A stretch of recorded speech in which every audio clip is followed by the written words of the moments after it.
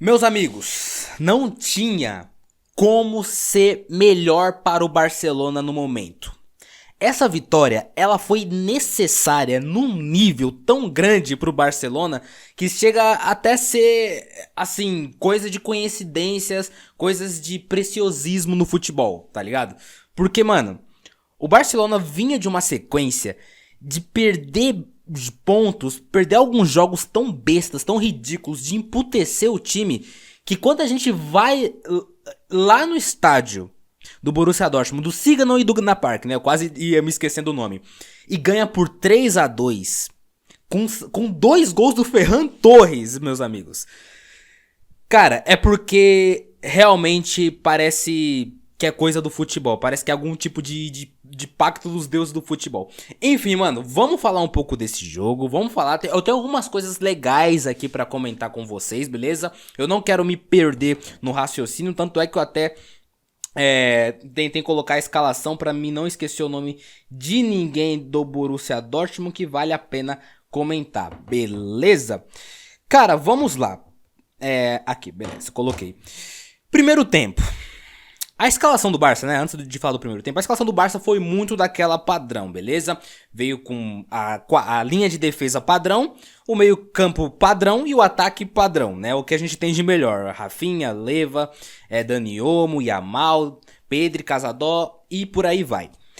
O jogo ele começou um pouco, como eu posso explicar, um pouco estranho, assim, não estranho no sentido de não condizente com o Barcelona, mas começou muito forte, muito incisivo, muita pressão. Eu achei que o Borussia ia começar um pouco mais estudado, mas não teve muito disso não. O jogo foi uma intensidade gigantesca já nos primeiros 10 minutos, e nessa intensidade gigantesca, quem se saiu melhor foi o Barcelona. Nos primeiros 15, 20 minutos, o Barça começou a construir ataques muito fortes, né, a explorar os espaços que a defesa do Borussia ia deixando, porque como o jogo tinha começado muito forte, o Borussia não tinha se ajeitado ainda. E como o ataque do Barcelona é absurdo, né?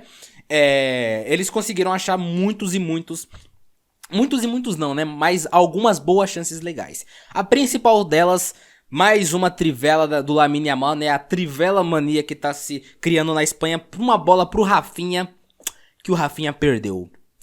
Cara, porra, não podia Rafinha perder aquele gol. Seria uma assistência lindaça, lindaça. Mais uma de trivela, mais uma pro Rafinha, mas infelizmente não aconteceu. Teve também ali chance ou outra com o Dani Olmo. O Lewandowski não teve muitas chances assim. Não chances claras, né? Mas chances assim, ocasionais pro Barcelona. E o jogo foi isso, né? O Borussia Dortmund até conseguia criar chances também nesse intervalo. Mas depois dos 20 minutos que o Borussia começou a ter um pouco mais de controle do jogo. Começaram a ter mais um pouco da posse de bola. O nosso garoto, que eu não queria esquecer o nome dele aqui, cara, que é o Duranville, o Duranville, eu acho que é Duranville, né? O belga. Cara, ele aprontou pra cima do Baldé, velho. Toda hora, a linha de defesa do Barcelona subia, obviamente, né, na estratégia padrão de deixar os adversários impedidos. Só que o Borussia é uma equipe que conseguia achar muito bem essas invertidas de bola para esse garoto Duranville, de somente 18 anos. E ele causou um dilúvio na cabeça ali do Baldé, que marcou muito mal a maioria dos confrontos, quase todos os confrontos contra esse garoto, né? O Duranville, toda vez que partiu para cima, ele conseguiu alguma jogada, algum cruzamento perigoso para o Borussia Dortmund, que depois a zaga e o meio-campo tiveram que se virar para tirar. Também tiveram chances ali boas, né, com o Guirassy, chances boas também, o que o Brian Gittens tentava criar. Ele estava um pouco escondido no primeiro tempo, mas ele começou a aparecer também. E foi assim dos 20 minutos pro 35, 37. Depois o Barça tentou retomar o controle de novo, mas muito pouco, tá? A reta final do primeiro tempo do Barça foi uma reta final frustrante, assim, porque o time... a bola ficava rebatendo, o time não conseguia construir muitos ataques. O Pedri, eu contei até isso, cara, ele errou 3 a 4 passes só no primeiro tempo, então mostrava como a linha de marcação do Borussia Dortmund estava muito alta e estava prejudicando bastante a construção do Barça pelo meio, né? O Dani Olmo, que eu critico tanto não, né? Mas que eu critiquei bastante nos últimos jogos, ele fez um excelente primeiro tempo, conseguindo sair dos buracos ali, né? Dos buracos não, das paredes de pressão que o Borussia Dortmund ia fazendo. Só que depois de que o Borussia tomou o controle do jogo, isso não aconteceu. Acaba o primeiro tempo 0 a 0 e com aquele sentimento de isso aqui já não é novidade. A gente já viu o Barça desse jeito, no segundo tempo tem chance de melhorar horrores, né? Bizarro, né? Foi um jogo 5, foi um 3 a 2, saiu 5 gols e todos no segundo tempo. Tem sido assim alguns jogos do Barça. O segundo tempo começa e o jogo dessa vez, cara, tem um panorama diferente dos últimos jogos do Barça. Eu não acompanho muito o Borussia Dortmund, então eu não sei dizer se acontecia isso com eles também. Mas com o Barça eu tenho certeza que acontecia, tá ligado? Que era o panorama dos primeiros tempos se repetirem no segundo. Dessa vez isso não aconteceu tanto. No segundo tempo, o Barça sim começou incisivo e tudo mais, só que o Borussia Dortmund não começou tanto. Começou um pouco mais encaixado, sabe? Uma marcação um pouco mais assim, posicionada, em bloco. Conseguiram todos os jogadores marcarem coreografados, tá ligado? Tipo, não coreografados, nossa, agora parece que eu desaprendi o português total, mas organizados. A marcação em bloco do Borussia na reta final do primeiro tempo tava muito boa e se manteve no começo do segundo. Só que aí, meus amigos, entra um lance assim que é muito curioso. Eu não sei de quem veio a bola, eu não sei se veio do Pedro e do Baldé. O fato é que a bola chega na área de espaço do Dani Olmo. Eu não vi quem era o marcador, eu acho que era aquele Meshville, deixa eu ver o nome dele aqui pra não esquecer.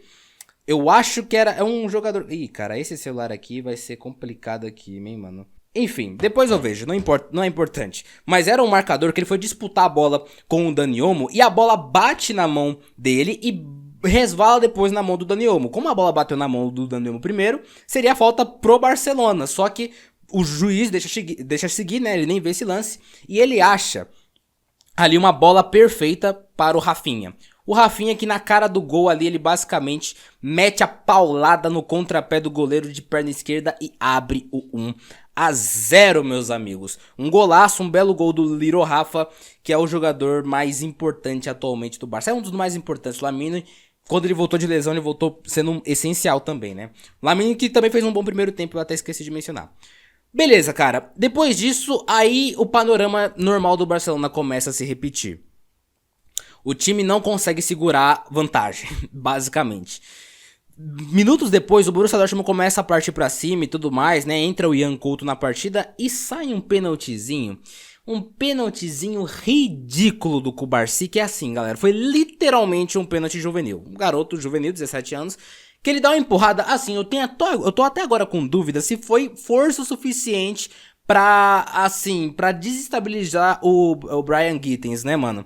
Porque foi um empurrãozinho, sabe quando você chega com seu colega, vocês estão andando na calçada, você dá um tchan aqui nele, tá ligado? Lá ele. Foi mais ou menos isso, e o Gittins caiu, o juiz marcou pênalti, beleza. Eu não vou questionar muito aqui, eu achei um penaltizinho, mais burrice do Cubarsí do que, enfim, erro de arbitragem. Vai lá o Gittins na batida 1 a 1. Cara, a gente tá tomando muito gol besta. É o terceiro ou quarto pênalti que a gente concede aos adversários nos últimos 4 ou 5 jogos. Muitos desses tropeços do Barcelona vieram de alguns gols de pênaltis, né? De 2 a 3 pênaltis, se eu não tô enganado. Acho que é o terceiro pênalti seguido. Então, mano, tá foda. O Barcelona tem que parar de conceder pênaltis. O Araújo, que voltou hoje a ser relacionado ao jogo, não entrou em nenhum momento na partida, porque a partida tava uma loucura, né? Não era a partida pro Araújo entrar. Mas o Cubarsí cometeu um erro, né? O De Jong já tinha cometido contra o Betis. Outro jogador, que eu não lembro quem também cometeu no jogo passado, acho que foi o Inigo Martínez. Enfim, tá chato isso. Jogo vai, jogo vem, o nosso querido Hansi Flick começa a fazer mudanças. Coloca ali o Ferran Torres, coloca o Fermín Lopes e coloca o De Jong. O Fermín Lopes pressiona que nem um maluco, né? Ele dá muita energia pro ataque do Barcelona, mas ele não consegue ser muito técnico. Falta um pouco mais de técnica pro Fermín, que eu acho, né? O De Jong entrou muito mal na partida, tá ligado? Perdeu todas as divididas, não deu continuidade ao jogo quase nenhuma vez e quase ele gera um gol pro Borussia Dortmund num erro de saída de bola, se não é o Brian Gittins impedido. Mas o Ferran Torres, galera, olhem só, o mais criticado da história do futebol do Barcelona, foi lá, entrou e meteu o gol. Eu falei aqui do Fermín, né, que ele dá muita energia, e foi o que aconteceu, né, numa jogadaça, a última jogada do Rafinha antes dele ser substituído, Ele dá um passe pro meio da área, o Firmino dá uma pancada no gol, que o Kobel defende e a bola sobra nos pés da lenda Ferran Torres, que vai lá e marca o gol do 2-1. Ali já era o terceiro gol seguido do Ferran Torres, tá? Em 3 jogos ele sai do banco, 3 jogos que ele marca. Passa mais um tempo depois e tudo mais, né? Vem jogada aqui, jogada acolá e um erro de saída de bola bizarro, cara. Não bizarro, mas é que a defesa, ela tenta se posicionar para deixar os atacantes do Borussia Dortmund impedidos e até consegue. Mas aí vem uma trivela absurda do Ian Couto, que um jogador que eu não lembro quem foi, ele sai a defesa daqui, ele sai daqui e corre pra cá. A bola chega aqui no ponto futuro. E ninguém entende a jogada. O jogador que sai na cara do gol ali, toca para o Gittens de novo, que marca o gol do empate do 2-2, que tava sem goleiro, sem nada. Cara, naquele momento eu já tava puto porque o Barcelona não consegue segurar a jogada. Não consegue, velho. É uma antítese desse time. Segurar a jogada não, segurar a vitória, né? É uma antítese desse time basicamente na temporada. Mas aí, o que não aconteceu com o Real Betis, até esse momento, o roteiro igual, idêntico ao do Real Betis estava acontecendo. Só que aí entra o Lamine Yamal de novo, né? Entra o Lamine Yamal de novo desequilibrando no momento da partida que já não tinha Rafinha e Lewandowski em campo. O Pedri rouba uma bola assim num passe errado, né, numa falha ali ofensiva do time do Borussia, conduz, toca pro Lamine Yamal que dá o passe perfeito. É um passe genial porque ele entende perfeitamente a visão do Ferran Torres e dá no momento certo para ele não ficar impedido e quebra qualquer marcador. E o Ferran Torres, ele vai muito bem também, porque o ângulo dele não era totalmente aberto. Dá tempo dos defensores voltarem e dá tempo do goleiro fechar os ângulos. E ele bate no contrapé do goleiro também e marca o 3-2. E depois disso, cara, o Barça ainda vai ter um perigo ali no último lance do jogo, numa falta, né, no Gittens, mas o lance não acontece nada, foi uma bola pra fora, o Barcelona vence por 3-2. Cara, Ferran Torres, né, mano? Ferran Torres foi o grande nome dessa vitória do Barcelona.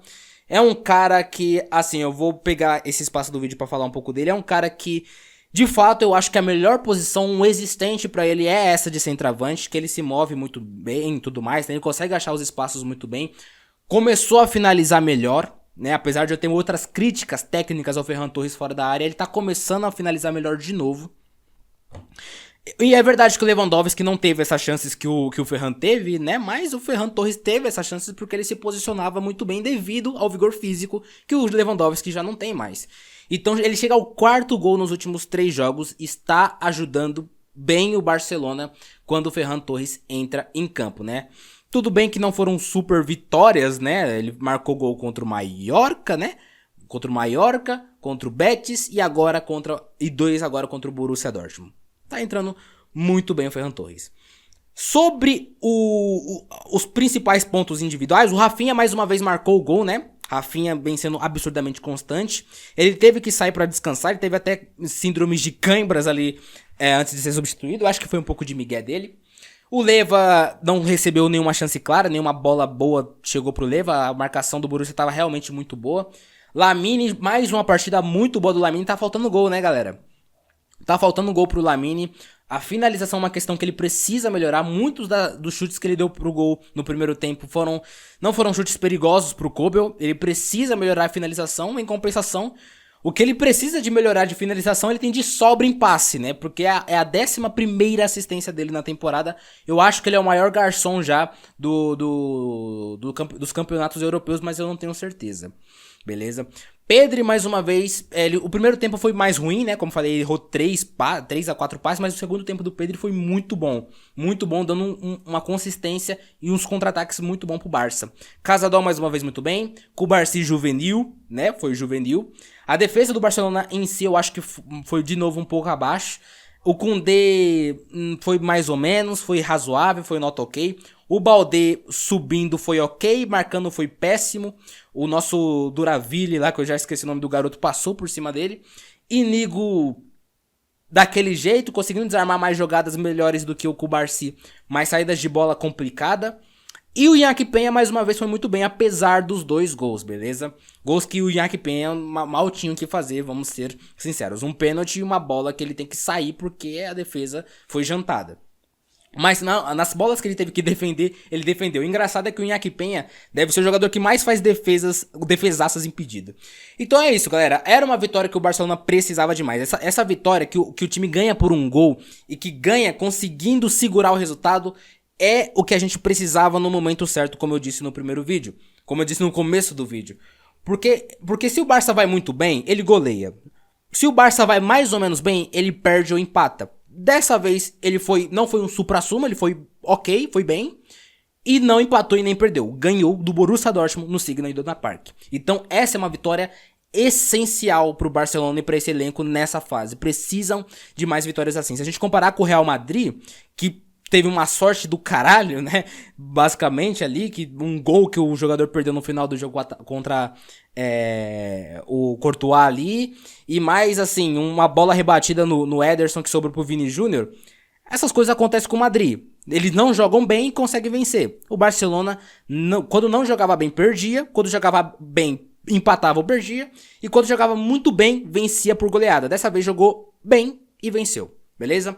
É isso. Nossa classificação para as oitavas já tá totalmente encaminhada, basicamente. Os próximos 2 jogos são difíceis. E agora é focar na La Liga. Na verdade, agora é descansar um pouco e depois focar na La Liga, né? É isso. Até o próximo vídeo, meus amigos.